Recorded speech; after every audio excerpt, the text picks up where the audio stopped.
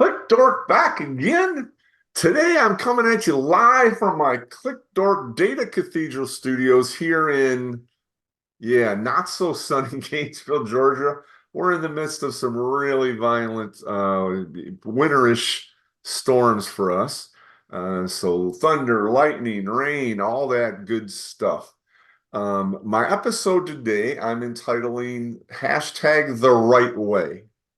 I love the play on words, and I got to confess, I stole this hashtag from my guest. Today, my guest is Thomas Gorr. Thomas is a writer. No, not a book writer, although I do creative writing. That is not why I've invited Thomas on here.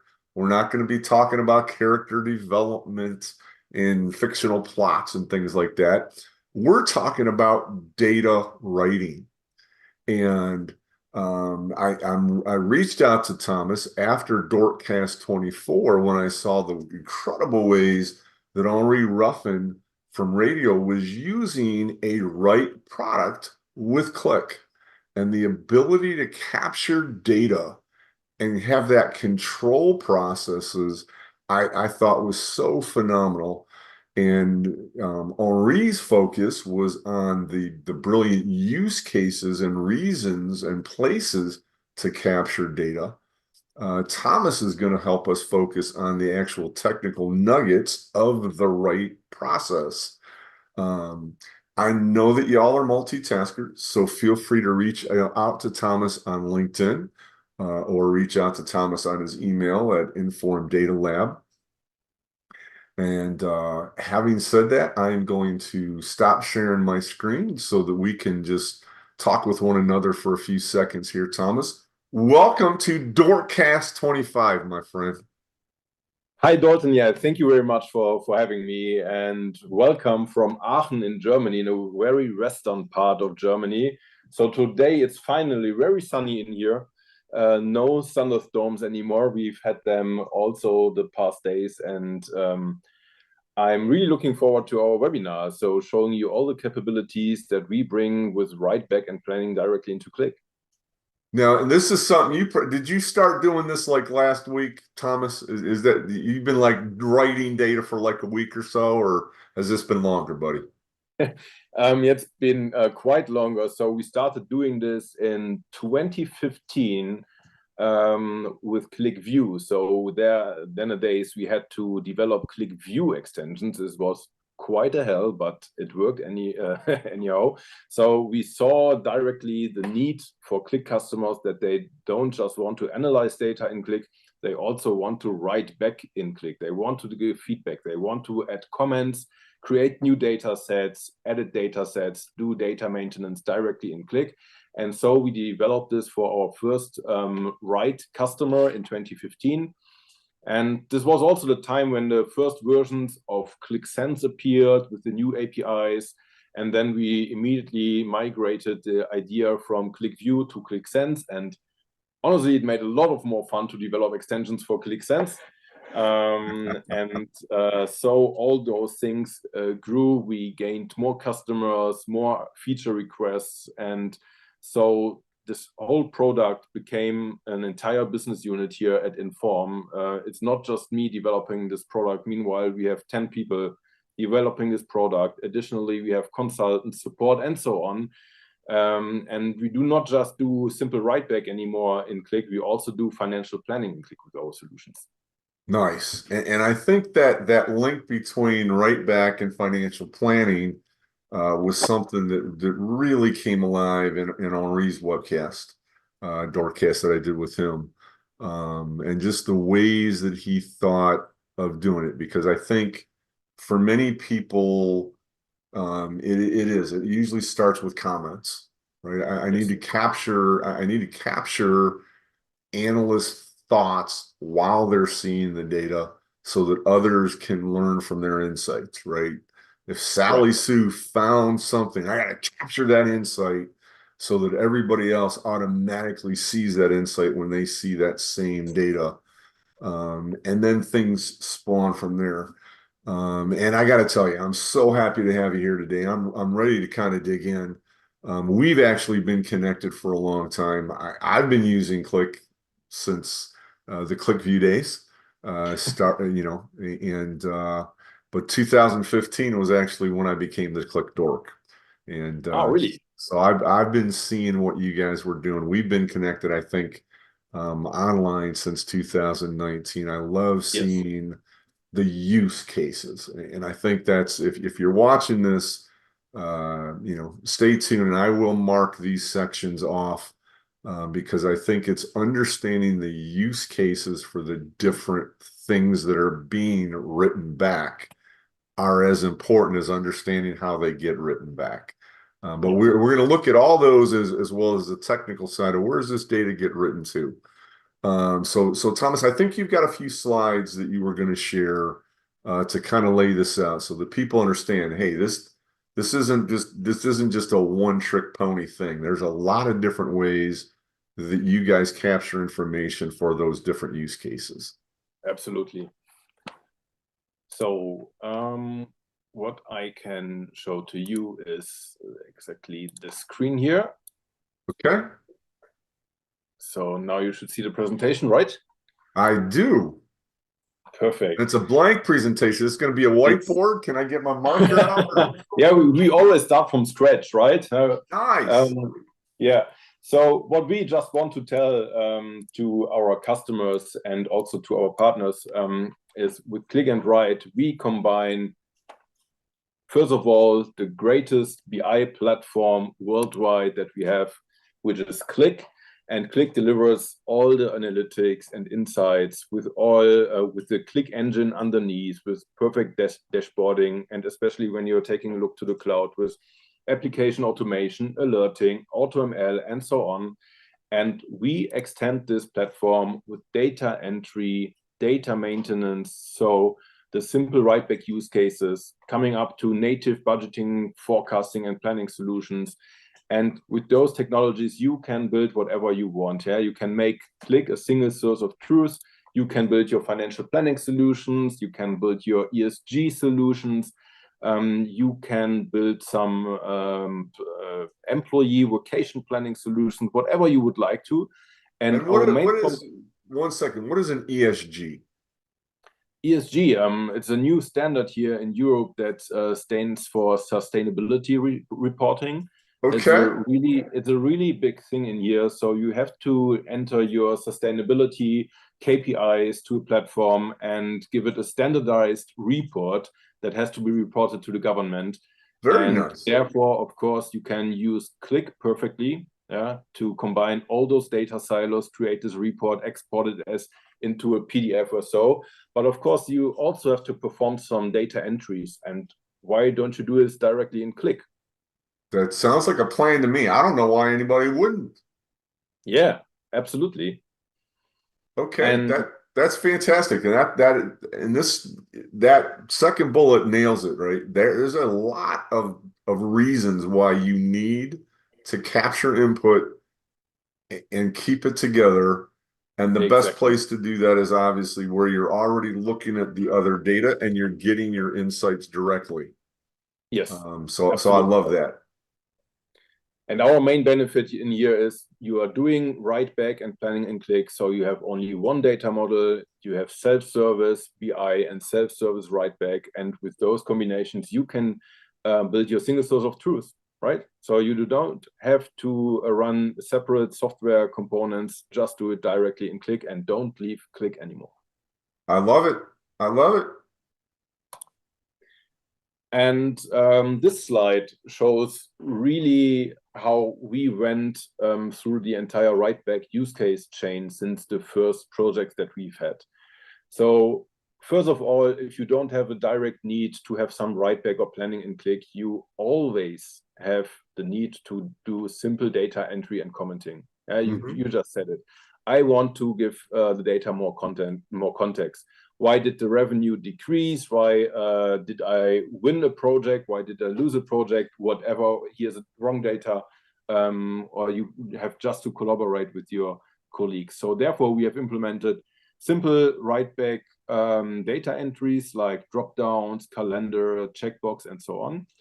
and then it goes real quick to more use cases. So once you are working with write back in Qlik, you see that you have a lot more potential to build your own solutions directly in there.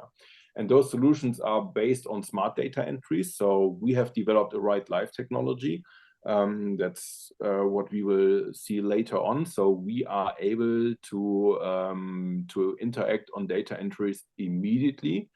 Then you have further data entries like a conditional show height condition, a conditional edit mode to just determine who is allowed to do what operation at what time, right? You can determine on cell level which permissions are granted. All the same things that you would use in other data capture systems, right? We have that type of security. Yes. This person only has access to do this, right? And, yes. and you've implemented that same thing within this smart data entry. That is smart. Exactly. It's not just section access for reading permissions, it's also permissions on write-back then that we set on top of this. Love it. Yeah, and what we are currently doing is we are building more and more solutions, right? This is the current stage. So now we have this foundation of technologies which give you several possibilities to build your solutions. Like I said, ESG solutions, or like we do it right now, we have FilePlanner founded, which focuses on CPM and FP&A markets, so on the entire financial planning market. But of course, you can also build solutions to manage your Qlik platform. Yeah, we will see it later on. We have implemented a section access management application.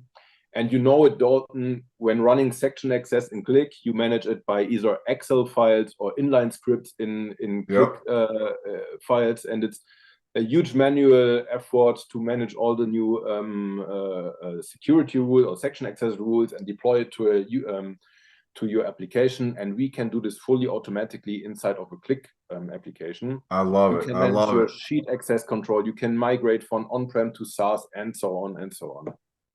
Nice.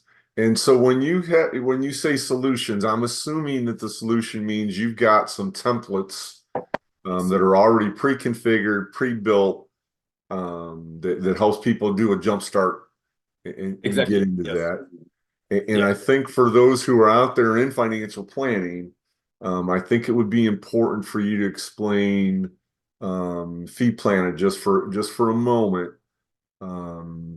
They don't already have to have Qlik. You've got the solution, and Fee Planet includes all of the templates, the screens they need, and the applications within Qlik.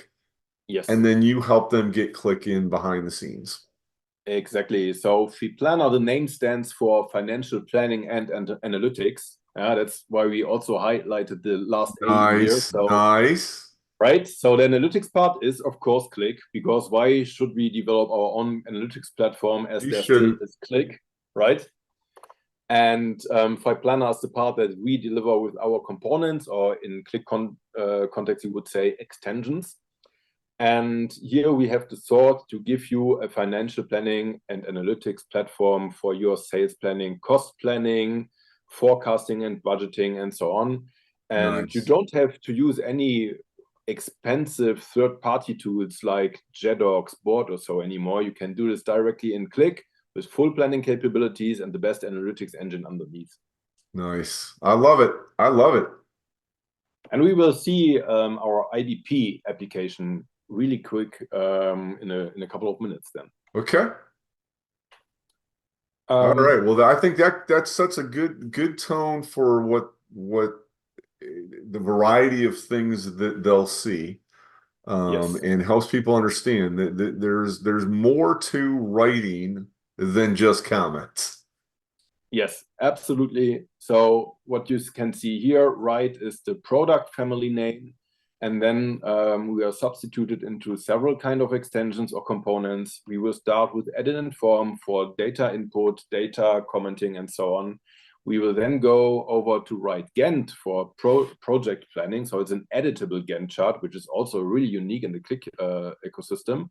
Crazy. And then we will come to the write plan part, which is made for financial planning, top-down, bottom-up algorithms with budgeting, forecasting, and all this stuff.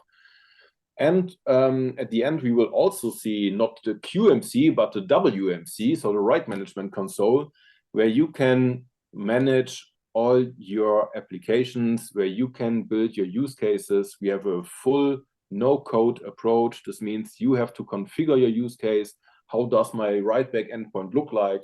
You just enter the configuration, and we do fully automatically all the stuff on database level, so you do not have to write any SQL statement your own. Nice. And I think for those out there, obviously a Gantt chart is a visualization, is a visual, right? Yes. And so many people may just be on the market for a Gantt extension to begin with, to visualize. But the big thing here is you said it. You guys actually allow you to create the Gantt from the visual. You're right. You're capturing the project planning visually. But everything you do, it may be pretty obvious here, is about writing. You don't offer any 5-dimensional spinning pie charts that give back rubs as extensions. The only thing you guys are doing is writing. Exactly. And so that kind of sets a good tone for that. I'm just going to make sure I mute my phone here. Some telemarketers trying to connect with me. So, all right. So let's get into this, buddy. I think you've laid a good foundation. And again, for those watching, I'm going to tag each of those sections in the video. So if you're super excited about the Gantt chart, you'll be able to just click right on the video link at the bottom and jump right to the Gantt section if that's where you want to focus. Or watch it all and then go back and share with friends each section. So this is the foundational one. This is just editing. Exactly. So this is our write edit component, and this is an editable table chart. First of all, to mention is all of our components work Qlik natively. So we are also talking about dimensions. We are also talking about measures. You have the full Qlik functionality in there. You can enter any Qlik formula. And of course, we are showing you the data coming from the Qlik engine. Okay. Right? Yep. And here we have an editable table where we have several kind of edit modes, and we will see this later on for text input fields, calendar input fields, and so on. And this is mainly used for data maintenance, data editing, or also creating new data records, showing multiple lines in a table format. Yep. If you're operating on just one line, we have built write form to visualize this one line in a prettier view as a form chart, as a formula. And this has the same capabilities like the edit. So you have also checkbox, drop-down, calendar, free text, and so on. But as I said, specialized on one data set. For example, if you build kind of a CRM system, then you always look at one customer, and then you just want to have a prettier view, right? And well, I like the way for the comments. I mean, it may seem simple, but the fact that it's HTML based, I can indent, I can color things, the same things that I would normally do to try to add emphasis, and give a little bit of punch and color to comments that I might send to somebody, like, hey, here's my 5 points, don't miss this one. Exactly. You can do, including emojis. And I most gotta tell important you, feature, yes. Absolutely. I love including emojis with things, just partly because it's fun, and partly because some of it in this day and age is expected. Yeah. Yes.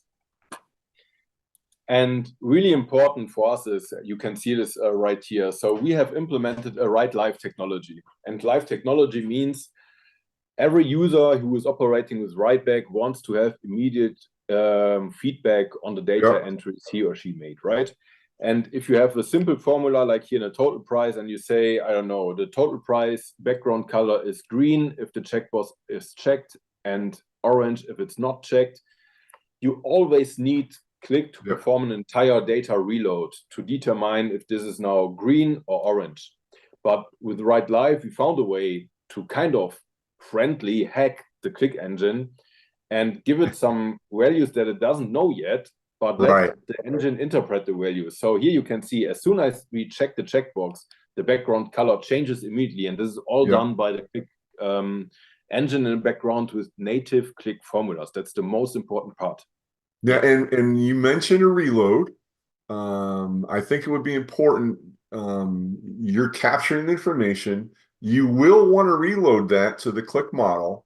How does that happen with you guys? How do you do that reload? Yes, so I mean, we can jump directly into the application.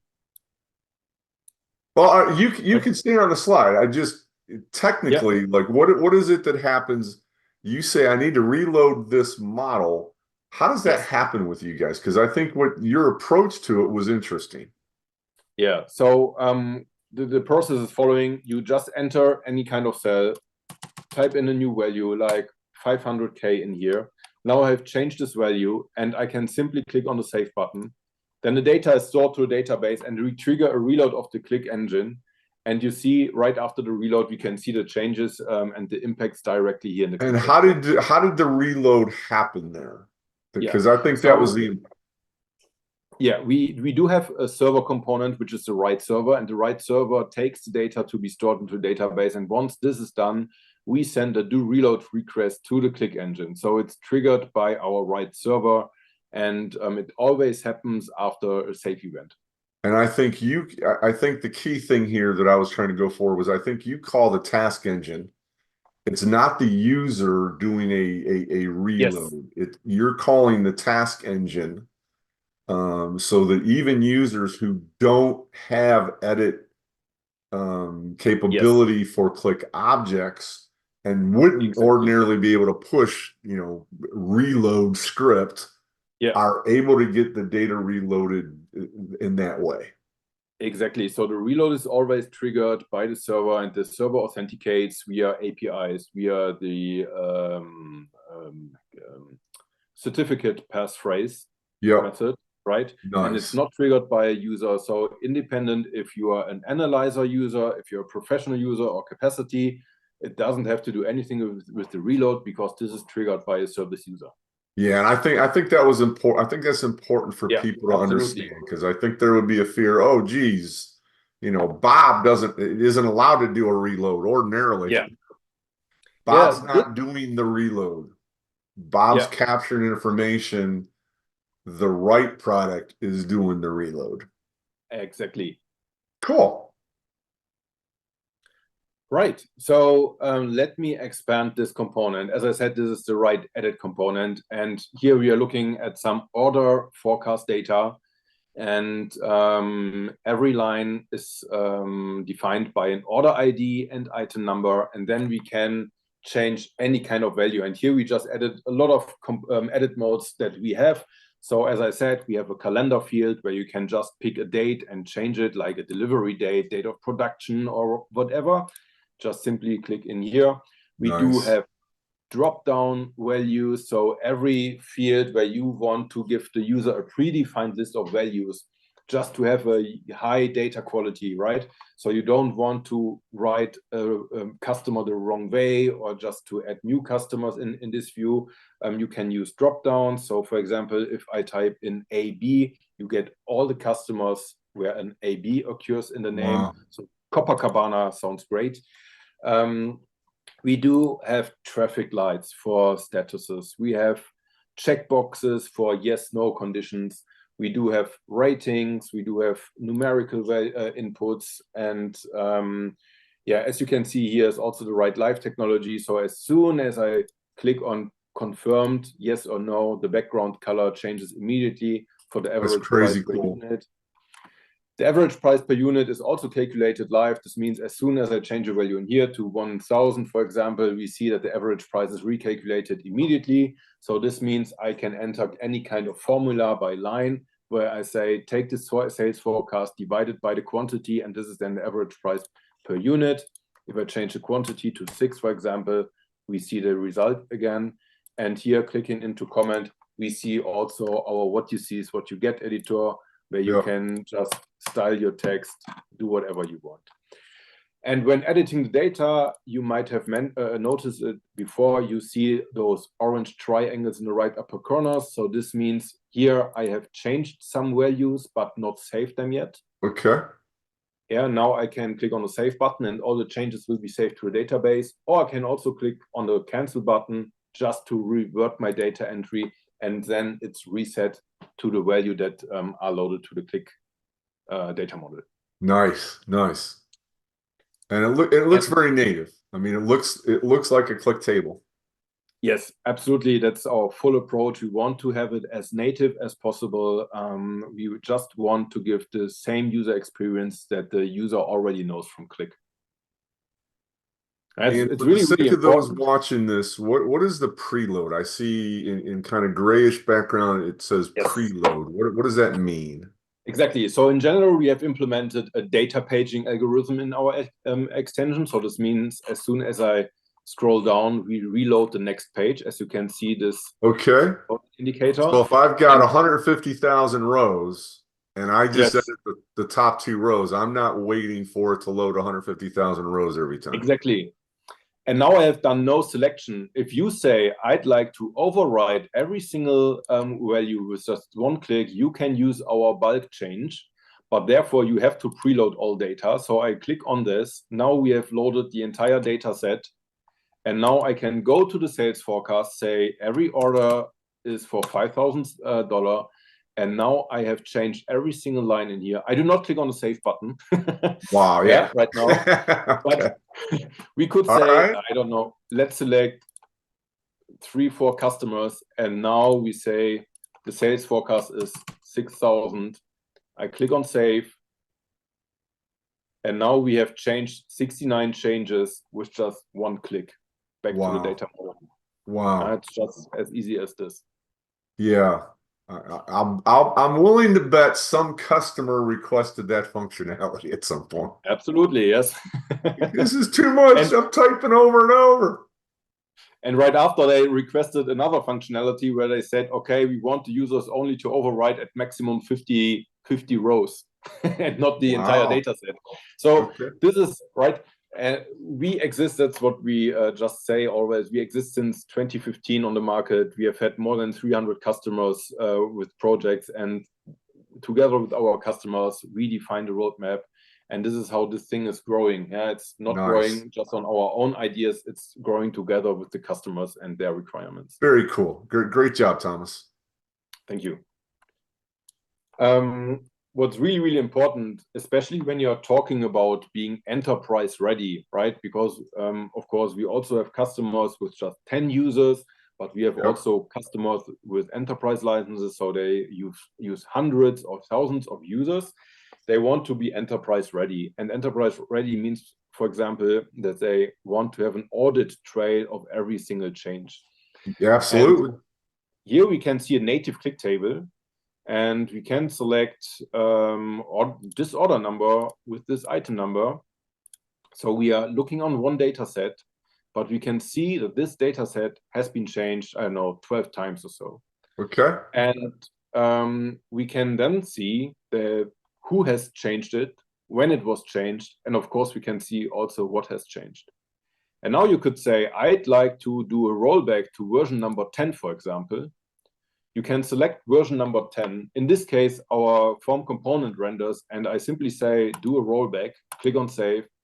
And now you have performed a rollback to exactly this audit, which is then also, again, live in your application. And now you have reset the sales forecast from 6,000 back to 17,500. Nice. Now, and I think the key thing there, I think people would love this.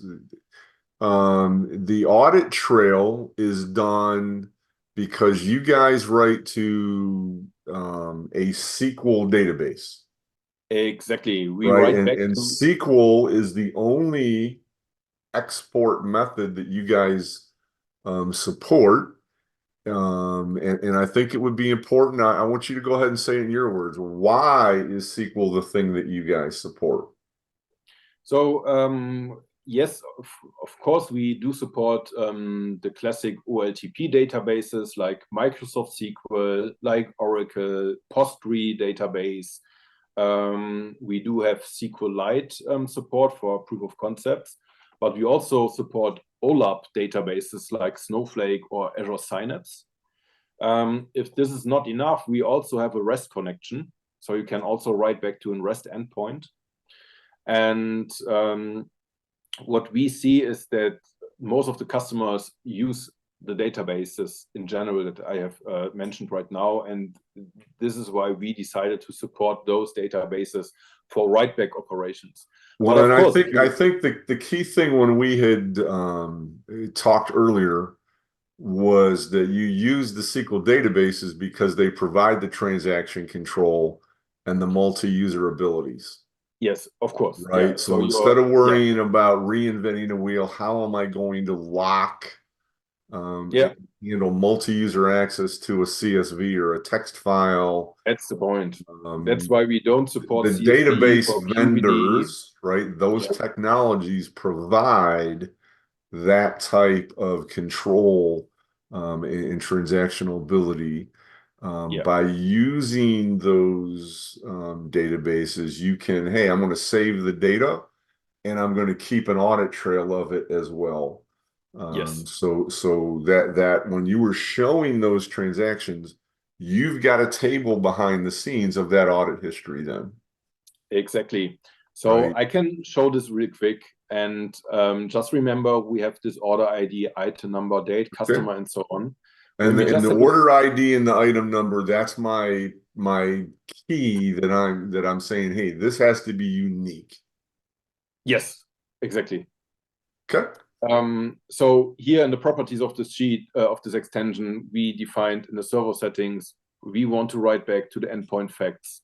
Okay. And if we have a look to the Qlik, to the write management console, and I will introduce this in more detail later, we can see the endpoints in here, and there's our endpoint facts.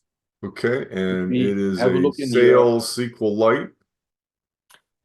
Say this in this example is a SQLite database. It's used for proof of concepts, but it looks the same for Postgre, MariaDB, and so on. Sure. But the main part is here you define the fields of your write-back operation. So you say, I want to write back for order number and item number, and those two fields, they define the primary key. Concatenated together, those are the primary key. Exactly. Additionally, we have date, customer, article, and so on. Okay. And once you click on save, we create several database tables fully automatically. We also give you an automatically generated Qlik Sense load script that you can simply copy and add to your Qlik Sense data editor, and then simply click on load and embed this to your application. And I love the fact that not only are you giving me the script, you've done some aliasing for me so that I'm avoiding some bad things happening in my script if I've got a whole bunch of names and descriptions. And you actually you put comments in there so that I know what type of data I'm looking at for that, which I think is cool. I mean, if I were to handwrite the script, I would have those types of things in there for sure. Yeah. We also give you a small where statement, where deleted equals 0, just to load the valid data, for example. Nice. And if we have a look to SQLite, as I said, in Microsoft SQL and so on, it looks completely the same. We then generate automatically two tables. So they have a naming convention. And here we start with WE, which stands for write edit endpoint data facts. Here you can see the structure that you have defined, date, order number, item number, and so on. And automatically we add deleted version changed by updated at. And here's the fun part. You can already see this order number, item number combination has version number 7, because in the data table, you will only find the last change values per line, per order number, item number combination. Right. If you want to have the full audit trail, simply go to the write edit history facts table. Okay. And there you can find every single change event. Like here, we have the same order number, item number combination. And as I said, this is done fully automatically. You do not have to write any SQL statement your own then. That's cool. And what I liked about that as a DBA, I was a DBA for 25 years. I do love the fact that it's all standardized, and Yes. each of those tables, as you configure it in your right management console, I could have 50 different types of fields in there. Yeah. But I as a DBA can go find that stuff very easily. It Yes. makes very easy standardization for then how to build the Qlik script for it, be able to load that into any other application, then would make life easy versus me trying to figure out the 95 different places where stuff is stored. Exactly. Yeah. As you Very said, cool. right, we have right edit endpoints. We have right Yep. planned endpoints. Then you will find, oh, am I looking at data, dimensions, history data, KPIs, whatever. Yep. And yes, we also have right Gantt endpoints. And of course, we also create views for you, right? So all what you like to see in your front end, you can simply select from those tables or views and have it in here. Nice. And what I like about that, some people who are just looking for the flashy graphic demo right now, understand every one of your OLTP systems, every single one is designed that way on the back end, right? Yeah. You guys are truly a right technology that's capturing data. Yes. And you've governed that stuff and put those things in place that makes it real. Yes. And I love that about that as a DBA or someone who is the enterprise chief data officer, you look like you know what you're doing, and you do. Yeah, That's thank you why very you much, look Dork. like Yeah. you do, because you guys do. So while it all seems like smoke and mirrors on the front end, it's very legitimate back end to that, which I love. Yeah. All right, let's dig deeper, man. Show me Yeah. something flashier and graphic-ier. So here we have right edit to the left and right form to the right. And as I Okay. said, they have the same functionality, but right form focuses on just one data row. And that's also what the component is currently talking to me. You have to select Okay. exactly one data row for order number, item number combination.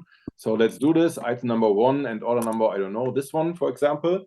Now you see on the left-hand side exactly one data row, but it's very hard to read because I have to scroll to the right, for example. Yep.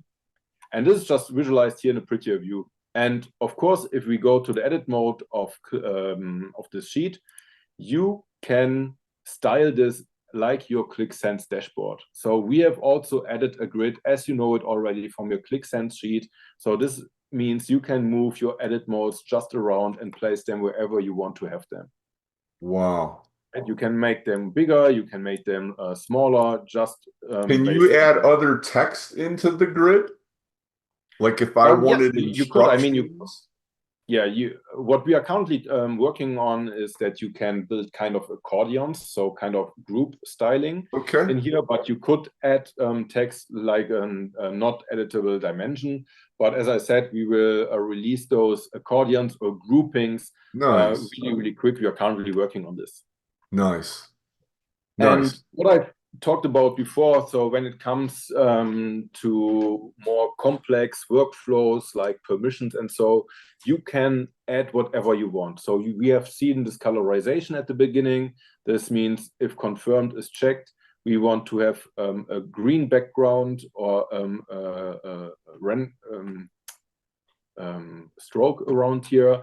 If it's not checked, it has to be red. Yeah, same functionality like we can see here, green or red.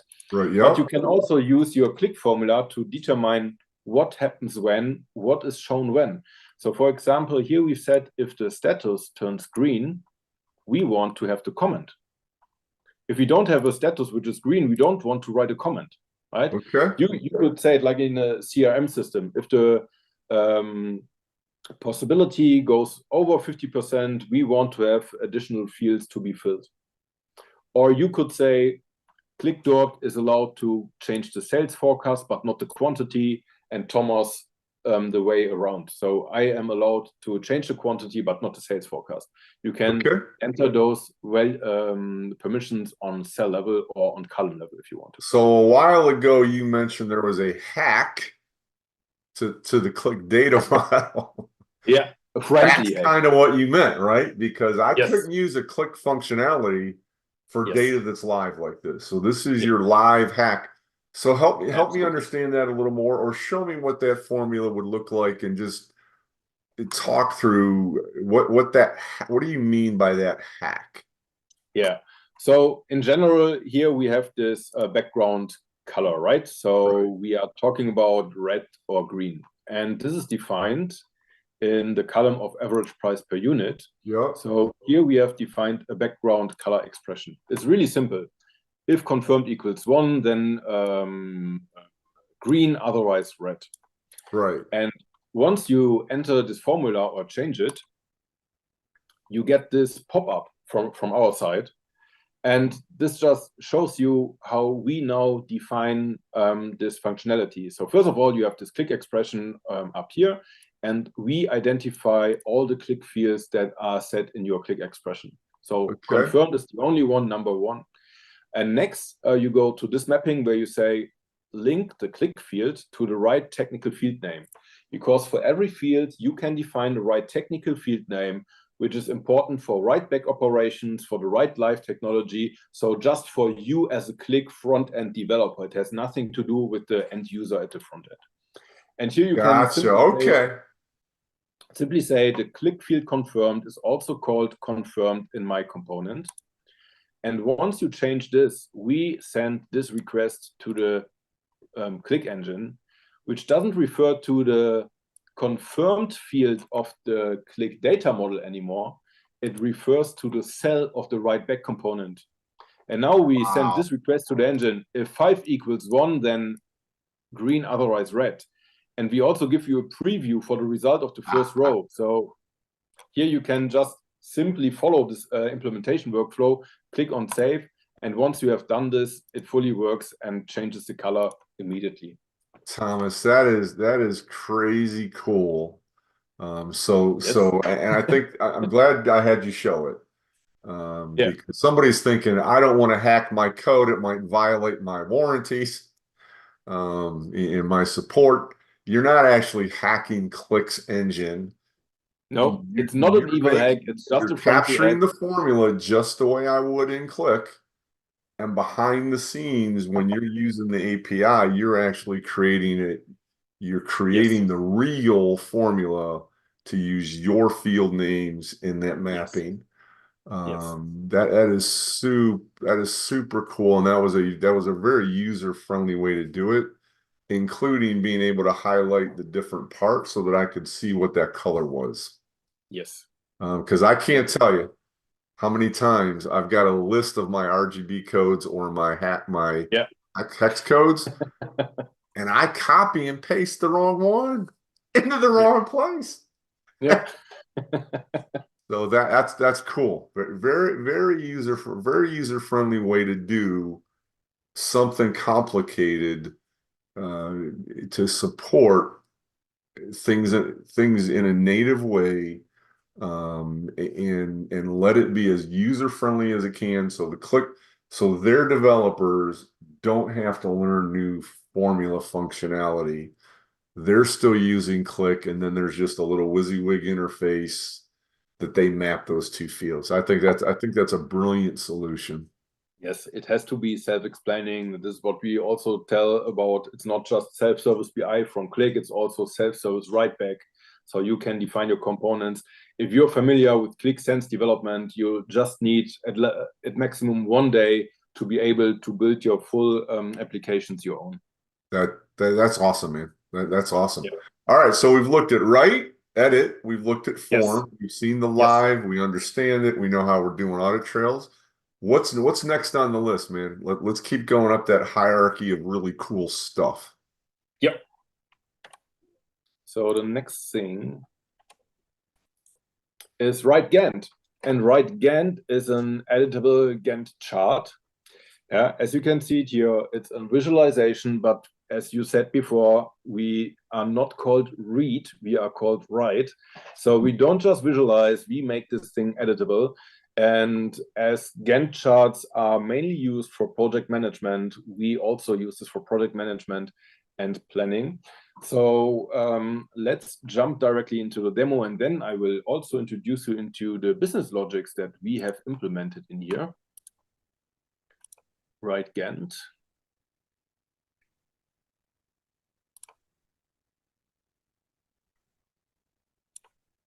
So, okay, here we can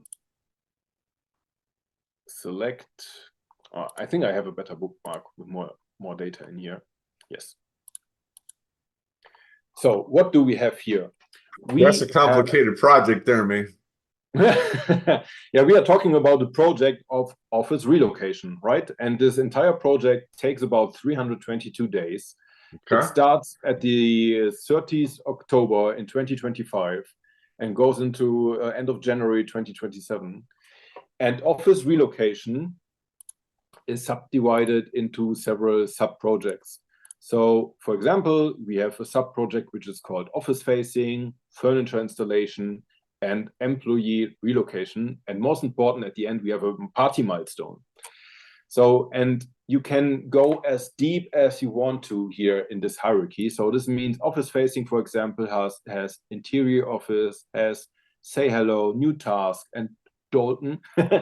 And what's funny in here is you can just go to this diagram, pick say hello, and move this forward to here and say hello starts in the beginning of September, for example.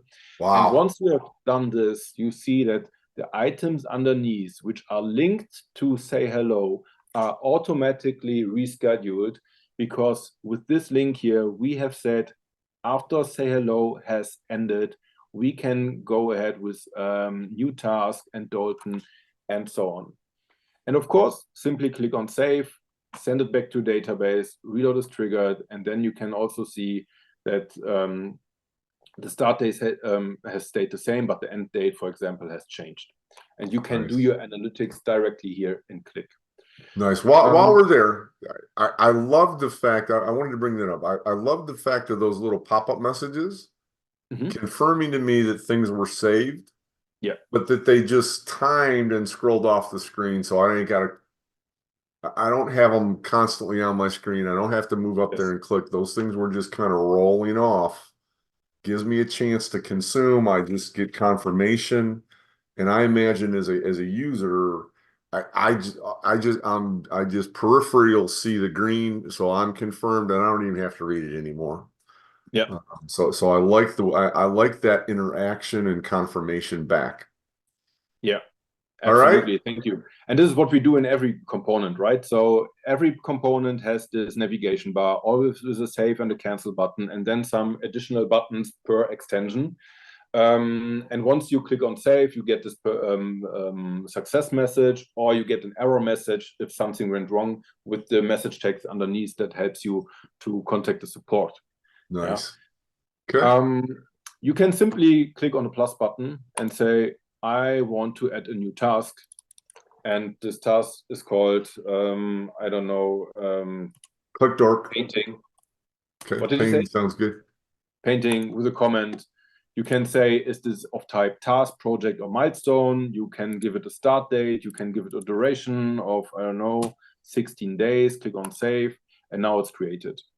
Okay. And now it's just here. So you can move it this way. And then you see that the project on the root level also moves to the left.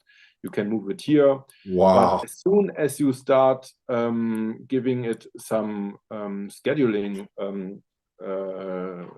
logic, where you say, for example, after interior office has finished, we can go ahead with painting and link this right here. You see, you just automatically moved. Literally connect the two endpoints like that, and that is your dependency. That's the dependency. So this means painting could start here in the future, but it cannot start before interior office has ended. So we will move it always to there, so that based on your logic, nothing goes wrong. Right. Okay. That's crazy cool, man.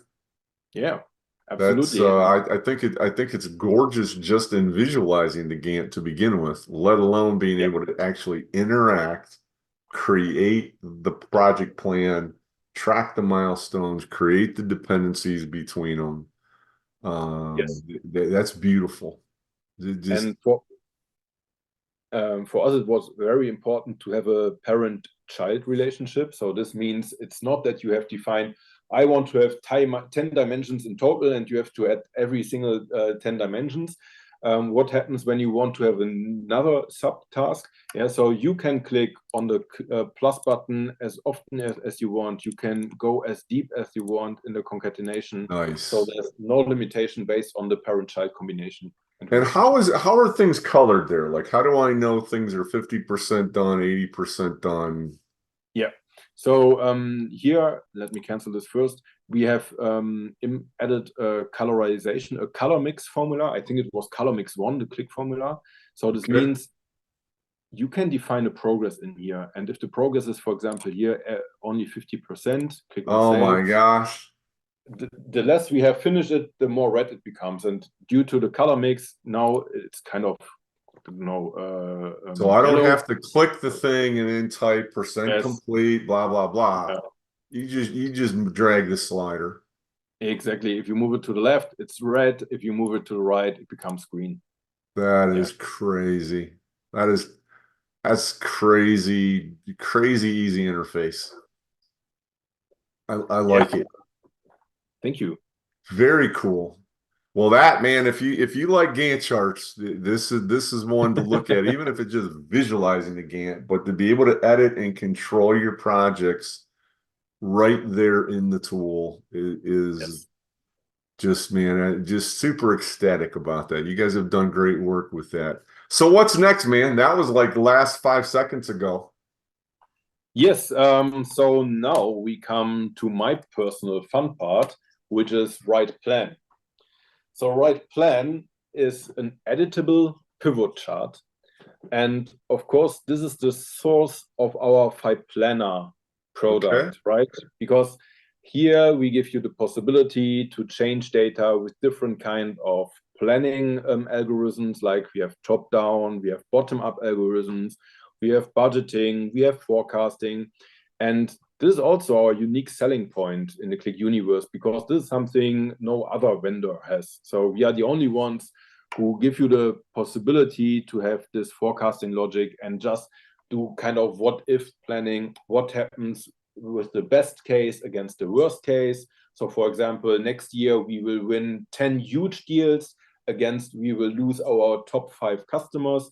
And there you can just play around with different scenarios and do the analysis directly in Qlik.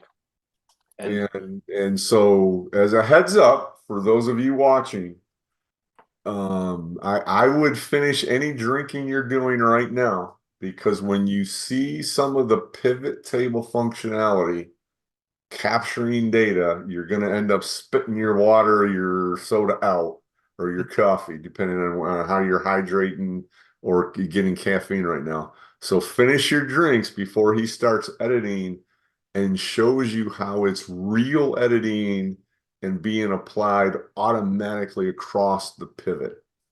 All right, buddy. I've given everybody the disclaimer. If they spit on their screen at this point, it's totally on them. Exactly. So everybody close your Excel files. Now it comes to Planner.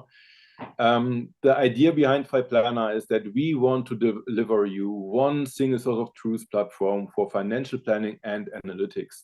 And here in this demo application, we have built an app that's called IBP. IBP stands for Integrated Business Planning. And the approach here is to show you that you can have an entire business planning directly in Qlik. Here we added some sheets, and let me just real quick change this to English. And here we have added some sheets. We have a P&L overview. We have added a sales planning. We have added a cost planning, a personnel planning. Then we have added a confirm and an approve workflow and some config for security access control, for example. Okay. And the main story in here on this P&L sheet is that you have, this is all Qlik native, right? So there's no write of the planner yet, that you are now able to compare some scenarios against each other. So for example, here you see your actual data, you see your P&L structure. So you have product sales, you have service sales, you have costs, And after EBIT and EBT, you have the net income. Okay. You are now comparing actual data with plan forecast data. And here you can already see that we assume to have 116 million for our plan forecast fixed scenario, but right now we have only done 26 million. So there's a difference of 90 million. But the most important part in here is you see the selection box, comparison plan or plan ID. We have actuals, we have plan budget, plan forecast, and so on. This is all directly created in Qlik. And from the storyline, we always start with the sales planning, so with the next sheet, because now we want to create a new planning scenario. Here we have a very simple sales planning dashboard showing us the total sales actuals again compared to my comparison plan. We see how high the net income is. We see some analysis of the sales per region. But most importantly, here we have our right plan component. And when I expand this, I'd like to introduce you into the structure of this component. Whoa. Here we go. Right plan operates not like a straight table, it operates like a pivot table as you know it from Qlik. So this means on the left-hand side, you can define your dimensions that you want to plan on. In this case, we want to have the total revenue, then we have regions, we have sales rep, and then underneath sales rep, we have customer, and then divided to product and service.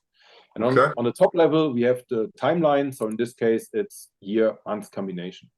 Right. And as every single pivot table works, first of all, we have a bottom-up calculation. So this means here, for example, for casual closing, product service in February, we have 399 plus 51, which results into 450, and so on. So it's everything calculated from the bottom to the top. Okay. Right now, we are looking at actual data, so I cannot edit anything because those data are coming from our source system. But I can simply click on the Create New Budget button. In this case, a new pop-up occurs, and it asks me, what's your planning factor for your new budget? And let's say we want to grow by 50%. The budget name is Qlik Dork. Oh, yeah. Yeah, I set lofty goals, man. At least 50% growth year over At year. least, right? So we can increase this with the forecast later on. For the year 2024, and please keep in mind, in this case, we have done about 27 million in total. Okay. When I click on OK, we have copied the structure that we have currently selected. Right. And we took every single cell, increase it by 50%. So now we result into 40 million. Wow. Okay, so I typed that so fast behind the scenes in Excel. It was amazing. Yeah, it took a while, right? Simply click on Save. Okay. The data is stored to the database. 52 changes. A reload is triggered again. Yeah. And here is your new Qlik Dork scenario ready for analytics. And again, the thing to understand, the save occurred, your save went to your storage in SQL, with whichever flavor of SQL, and then you called the task manager for Qlik that reloaded the application, did an app reload. It wasn't the user using it. Yes, exactly. Reloading the data. And you can define in the endpoint what happens after a save event. So either there's no reload, you can have a full app reload, you can have a partial app reload, or you can have a task reload. Okay. And okay, now we have just copied one data set, 50% up from the left to the right, right? Let's do some data editing. I can go into any kind of cell and trigger different kind of algorithms. So now here's where the crazy stuff starts. Yes, exactly. So every single cell is editable. I could say it's not 77 for service, it's 500. Enter the value in here. And now you can see it's calculated from the bottom to the top. The orange triangles show me which cells are affected due to my data input. It's not just the February, it's also the total value in here. So when I say product is plus 100 K, for example, we see that 40 million changes to 40,100,000. This is simple bottom up. You can also do top down entries. So for example, you could say casual clothing in March. I don't care what happens there in detail. I want to have 30K. Enter 30K in here, and dependent on the distribution values that you have had before, we recalculate the values. So there we have two different top-down algorithms. First of all, you could work with distribution ratios, like 1 part and 2 part. And if I change this to 30K again, we have 1/3 and 2/3 subdivided. If you don't have any distribution ratios, like every cell is 0 and you enter 30K in here, we have an equal distribution. So we just divide this value by the number of childs that we have underneath. Can I just change like the June total? Yes. I want to go 3,000 or whatever. 3 million. 3 million. 3M. And now you have recalculated every single cell in this column. Man, like I am so fast with my hand typing, calculating it down. I got a calculator out here. I'm knowing what my percentage is. Crazy. That Thomas, that's gold right there, man. That's crazy cool that you can go bottom up or top down. Exactly. And it's not just on column level. We can also do this by line. So you could also say Alpenschuh has to do 2 million in total, enter 2 million, and then we recalculate this. Blows it back to the months, then blows it down column by column. But I like this is the CEO cell, right? Yeah. The CEO cell. So I don't care what happens. I want to have 45 million, enter the value in here, and boom, the entire matrix is recalculated just like this. See, now everybody in the audience understands why I said finish your drink so you didn't spit on the screen. Because that is crazy cool, man. You're not only just giving me the ability to capture data, you're actually doing it intelligently and saving me from hand editing thousands and thousands and thousands of cells. Yes. Absolutely. So, and you do not have to define the algorithms your own. They come out of the box. You just say, I want to have the sum algorithm. I want to have the weighted or equal distributed average algorithm. I want to log top-down entries. I just want to enable bottom-up or so. And it runs out of the box. You do not have to write any Excel formulas in the background your own. Nice. And notice that when it was saved, those top charts got updated. So I can see the KPIs then. I can see by country, by region. So let's move south to a little bit more up. So change south to 12 million, for example. Okay. Click on save. And now this bar also climbs more to the top. Here we go. Yep. Yeah. And that's the main part. You can do the planning and the analysis directly in one tool. You do not have to leave it anymore. Like changing the values in Excel and wait for the next morning when the reload occurs to see the changes then in your BI platform. Incredible. That's incredible. That's real planning, man. But yeah. And very cool. Yeah, congratulations, Dalton, because you have 48 in total sales and your net income is 33 million. So that's very good. How have you done this? So let's take a look in here. And I'm available if other people want to change their business that rapidly. That's digital transformation. Yep. That's what occurs when you do digital transformation. Exactly. So you make money without doing anything. You just get sales. Perfect. Yep. But when you are a producing company, for example, you have some kind of material costs, marketing costs, personnel costs, and so on. And of course, those costs can also be planned directly here. So here we have a cost planning sheet. And of course, now we don't see anything because we are still on the scenario Qlik Dork. We want to inherit from actuals again, for example. Okay.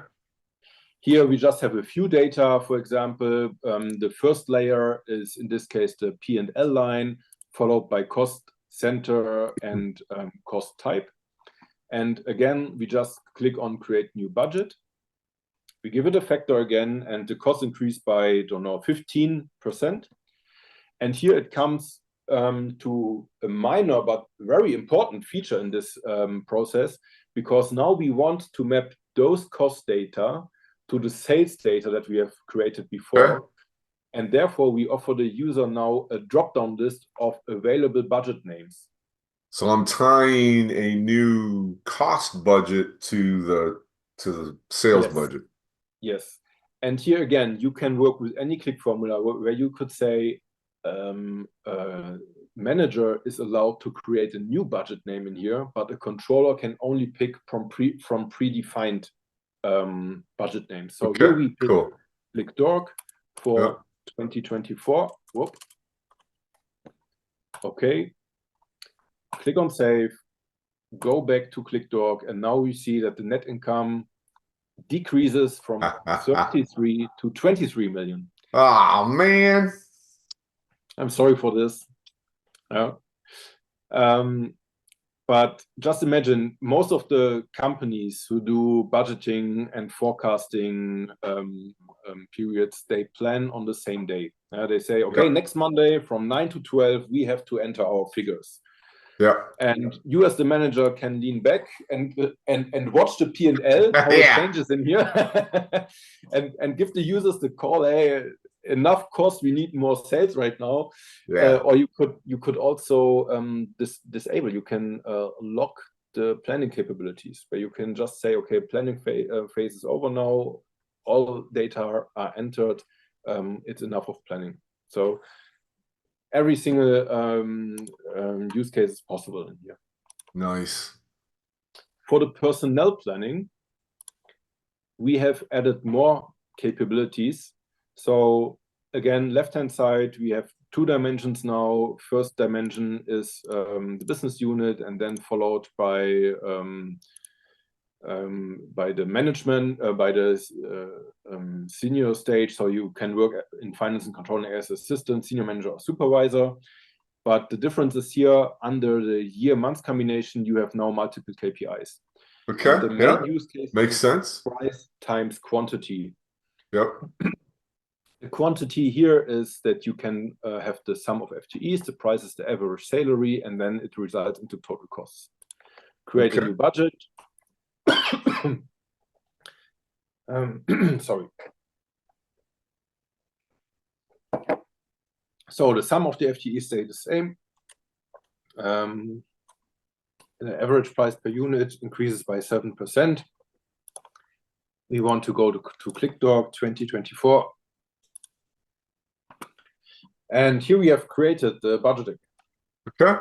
Now you can play around with the numbers again, where you could say, I have a new project, I need in FICO more assistants, I need 5 assistants. It immediately tells me 5 multiplied by the average price per FTE results into 19K, right? Okay.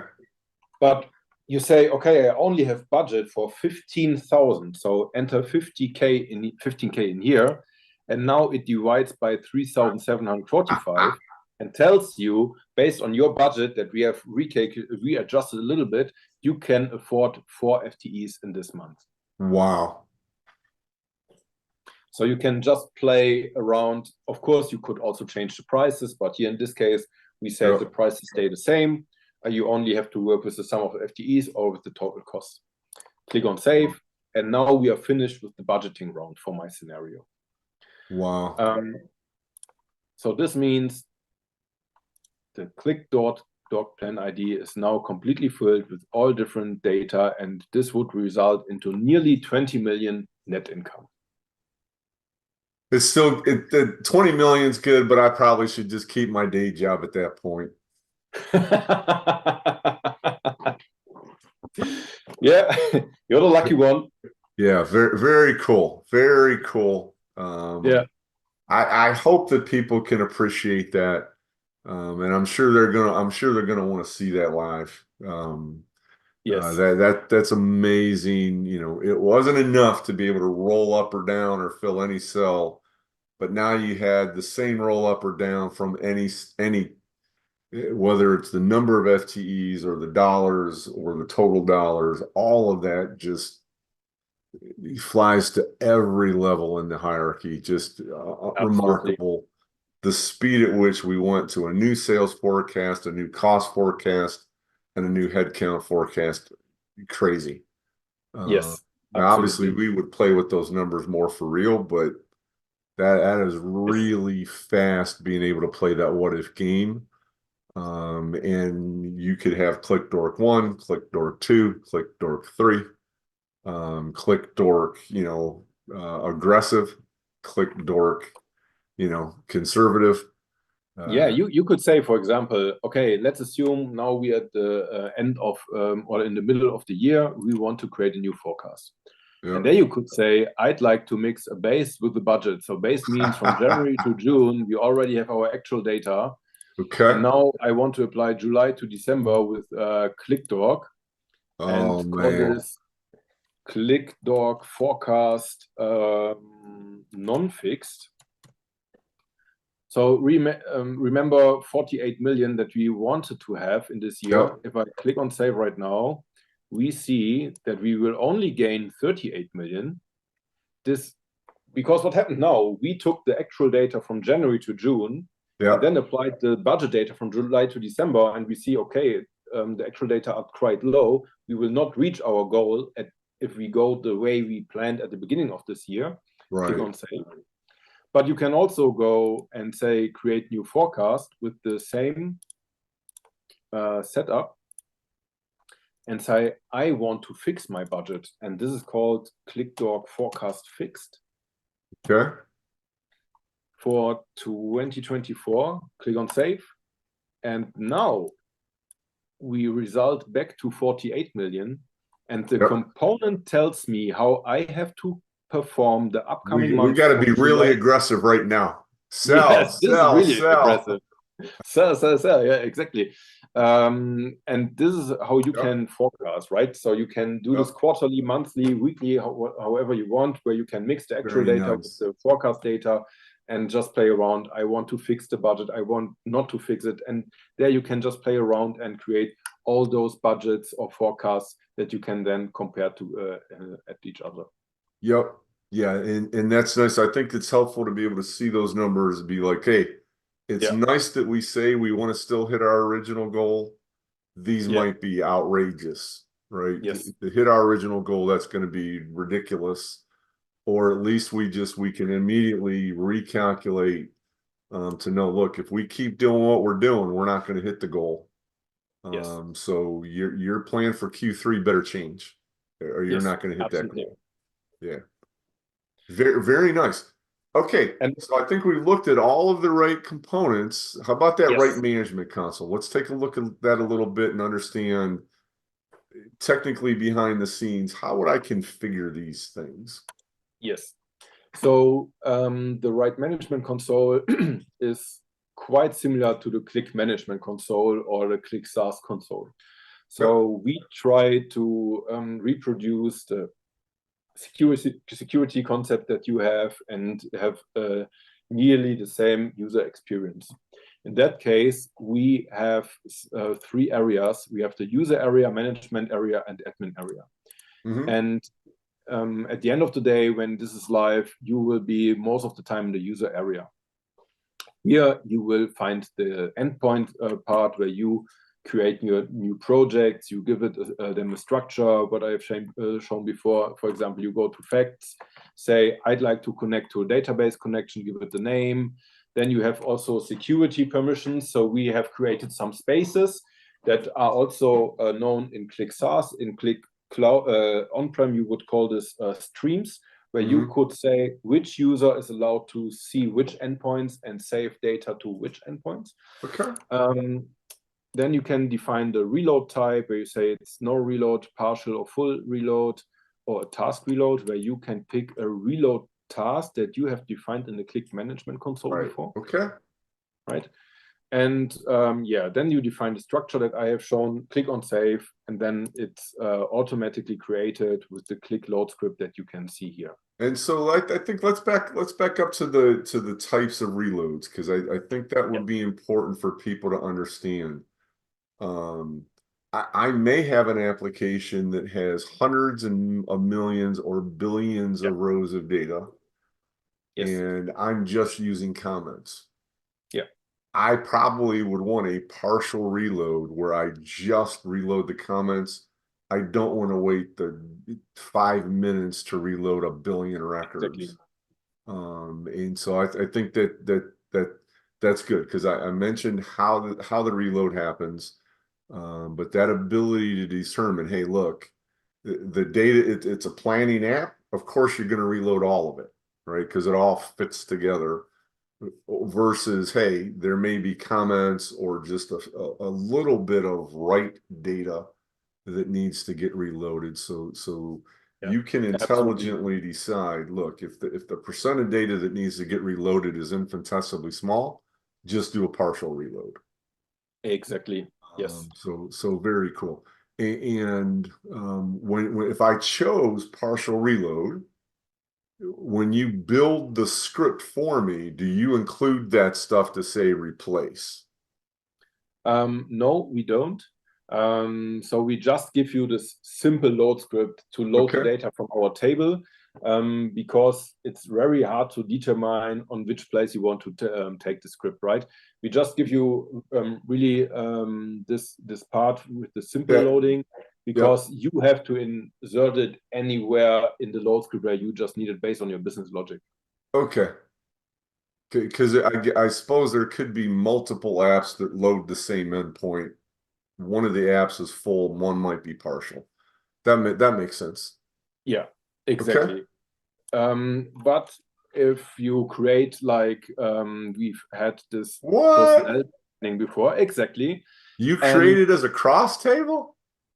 We create this as a cross table because we save the planning data column-wise, and you don't want to play around with cross table. At least you don't want to play around with different cross tables. Like here you have I sure don't. Period per FTE. Here you have period per price per FTE.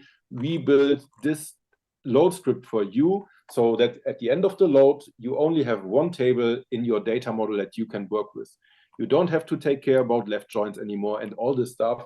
Just take the script, insert it into your application, and then at the end you have this one table that you can work with. That is crazy cool, because I'm willing to bet there's people, not me, of course, Thomas, other people who've done the cross table wrong. Yeah.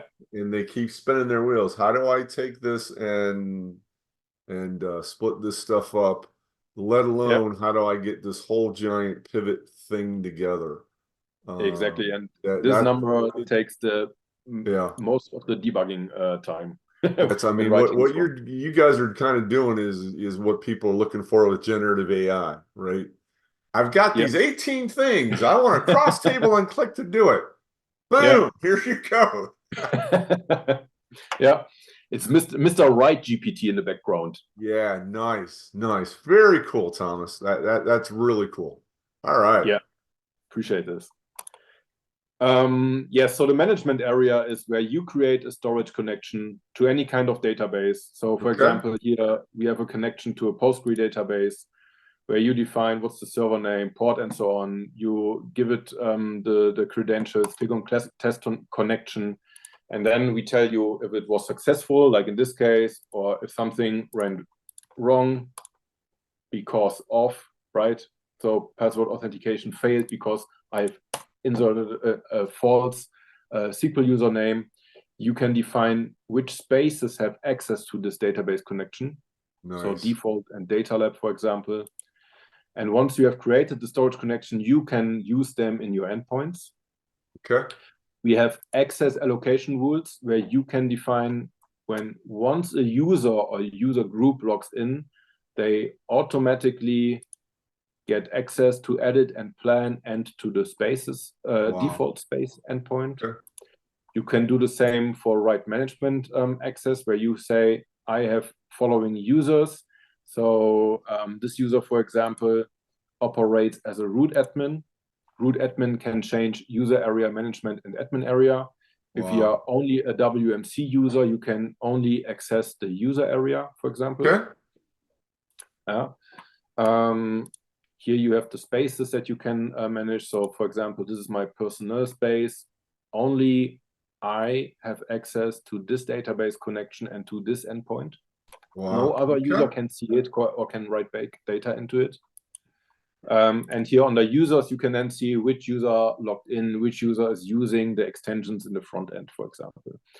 And the access allocation rules are fetched from the Qlik engine. So all the users, all the groups are the users that you have loaded into the QMC or Qlik console. Wow.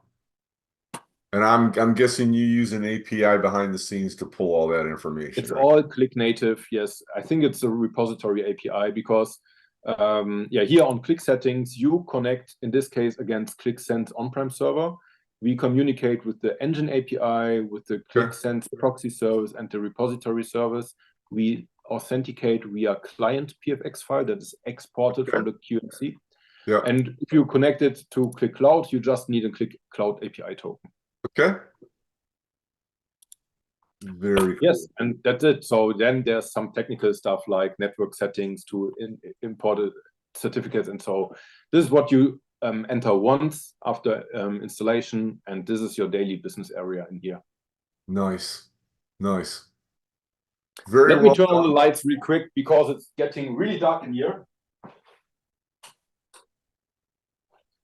So now you should also see me again. I can see you again. Perfect. Very cool. Last but not least, Alton, I think I'd like to show you two security concepts that are also available with Right Entry Planner. Okay, well, let me put my arm out. You could twist it a little bit and you can show me some other cool stuff. Exactly. So you see, I am, as one user, able to have full access to the sales planning, to the cost planning and personnel planning in one application. But in real life, I'm a cost controller. I'm not a sales manager, I'm a cost controller. And here we have embedded the right edit component to build an authentication matrix. So here we have for every user who has access to this application, we have some permissions that can be defined. I am a cost controller and an admin. So admin means I can see every single sheet. As soon as I remove this permission, click on save, we will see that the other sheets will be removed automatically in my live session. And now I only have access to the cost planning anymore. And the main part, again, is in here. You can do this directly in Qlik. You do not have to leave Qlik to manage your permissions. And the main part is when it comes to section access. And this is my personal highlight when I talk to Qlikkies. Every Qlikkie knows about section access and knows about the hurdle to manage the section access rules. So here I'd like to show you two applications. We have the business application on the left-hand side, where we are currently planning. So here we can see I have currently access to 3 regions, North, East, and South. And on the right-hand side, I have a section access management application. So here I can simply pick a username. This is my user. Right. Give me only the available section access rules. And here in the edit table, we see the current section access rules. So East, Miller, every customer. South, Zimmerman, every customer, as we can see it here. Or North, I can see everything. Of course, I can also disable now those rules. Just click on disable, click on save, and now the data is saved to the database. A task chain is triggered. So this means this application is being reloaded first. And now this application is reloaded whilst I am in this application. So the data is removed automatically, and now I can only see East and only plan on those values. Fully automatically. And of course, I can use now the right form component to even create a new section access rule where I could say, I'd like to give access to region North. And in region North, this is the associated drop-down feature, by the way. So this means when I pick region North and go to sales rep, I get only the sales reps who have which are associated to this region. Okay. So I want to have access to Decker, and here to customer, I don't know, X site. Okay. Click on save. And after the reload, the new customer will appear here in my application. I can read the data, and of course, I can also plan on the data. And here we go. Here's North, Decker, X site, and now I can plan the data. That is phenomenal. I should have given a disclaimer to not drinks because somebody's screen is filled right now. Yeah, that is remarkable. And again, I'm gonna stop. Can you stop sharing your screen? Yes, sure. And we can just wrap up talking. I alluded this when we started. When I met with Henri last time, I was just blown away with the way that he used the right in so many different ways to accomplish these things that we always have to do. And like you mentioned, normally for section access, most people do an inline because that's what they see, right? They go out to Qlik community, they find all these things where inline is used. I've tried to create posts showing people I'm using inline so that you can play with it in the sample app. You really want a database some way. For many, it is a spreadsheet that it's their database that they do those things in. But I think what you're showing is, hey, let's rethink this, right? That as you're learning section access for some dummy app, let's make the mistake that you're going to lock yourself out of it, start over with that same little test QVF, and don't lock yourself out of it this time, right? So for training, those things need to be very manual. Once you understand it and you get it, then you use the term enterprise ready before. For enterprise-wide section access, it is important to have a way to govern that and see it right there and create those rules right there. And that is moving from here's all of my rules to here's one rule for one person for one row. Right. And being able to see those things and then use that ability with the drop downs of, hey, I'm only looking at North. Who are my people in North? Who are my customers for those people in the North? That's phenomenal. Hey, help me break down. I don't want to look at the forest. I'm just looking at this one tree. And you guys give that ability again, just such diverse use cases. Absolutely. But you really take, hey, you know, as Qlik is already struggling with what is Qlik, right? And some people think of it as a visualization tool. Some people think of it as an analytics tool, right? It is a true data platform. And you know, we've got the components to move their OLTP data. And we've got the components to clean up data quality. And we've got the components to mark PII and do the governance-y things with their data to create, this is crazy, a data cathedral, right? We've got all those components. You guys are adding the components to manage it and continue adding more. And it's not a fly-by-night type of writing. It is, you're saying, hey, that data collection is a transaction processing system in and of itself. And you've got so many use cases you guys support so cleanly from a database administrator perspective. Again, that's pretty structured, man. I like templated. I like structured. I like predictable. I like repeatable. And so all of those different things are written in the same ways, right? Yeah. And I imagine I can audit trail that section access just like I can audit trail everything else. Everything. You can see that I granted to anybody following rules. You can see it when I did it and that I did it. Yes. Nice. Dude, I can't thank you enough for taking time. What Thank you what very a much way for to having kick me. off 2024 talking to you Yes. finally, Thomas. Like I say, I followed you for a long time. I love the posts and the use case, the customer-centric view of why you need to be able to write data and what value that adds to your process.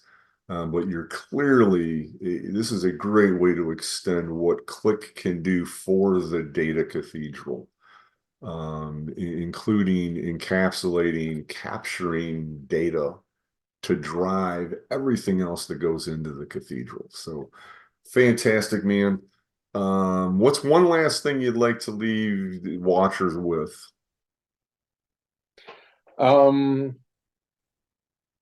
Yeah, so I think that you should determine how you can increase the potential of your data analytics apps, right?